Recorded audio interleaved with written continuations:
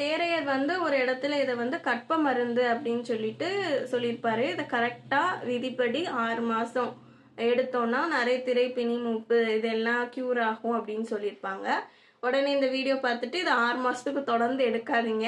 உங்கள் பிரகிருதிக்கு அது கரெக்டான கற்பமா அப்படின்னு சொல்லிட்டு ஒரு டாக்டர் ரெஃபர் பண்ணதுக்கப்புறம் அந்த கற்பத்தை வந்து எடுங்க. அதுவும் எப்படி எடுக்கணும் அப்படிங்கிற ரெகுலேஷன்லாம் அதுக்கு வந்து இருக்குது. இந்த லெமனில் வந்து விட்டமின் சி வந்து அதிகமாக இருக்குது.